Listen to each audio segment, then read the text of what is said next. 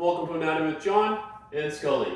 Today we'll be talking about the Quadratus Plantae, going over origin, insertion, action, innervation, and blood supply. Thank you for joining.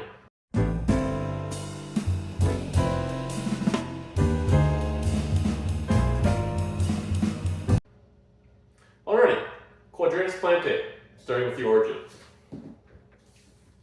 So the Quadratus Plantae is going to originate on the plantar aspect of the medial and lateral aspects of the calcaneus.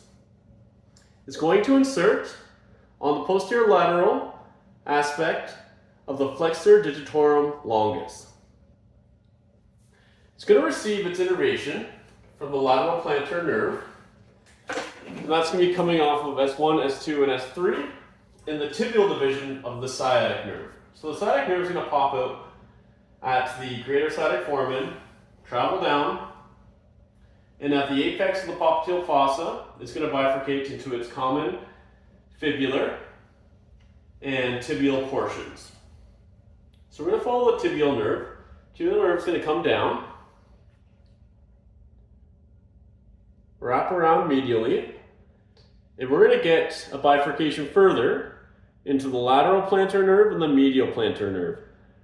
The lateral plantar nerve is what's going to supply our innervation to our Quadratus Plantae.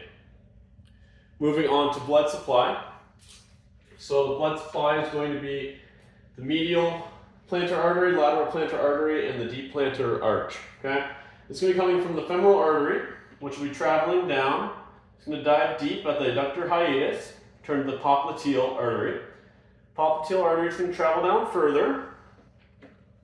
Around here, we'll get an exit of the anterior tibial artery, and we'll have a continuation of the posterior tibial artery. There'll also be a bifurcation of our fibular artery, but we're not going to follow that. So we'll follow the posterior tibial artery down. It's going to follow along near that nerve, the tibial nerve, wrap around, and we're going to have the medial plantar nerve, the lateral plantar nerve, and the deep plantar arch. And those three are going to supply blood supply to our Quadratus Plantae. Lastly, looking at action, it's going to help us to assist in flexion of the toes. So essentially the flexor digitorum longus has an oblique pull due to its shape and position, but the Quadratus Plantae helps to straighten that out for flexion of the toes. So there you have it. Origin, insertion, action, innervation, and blood supply of the Quadratus Plantae. As always, do not forget to eat your leafy greens, and thank you for joining. Take care, folks.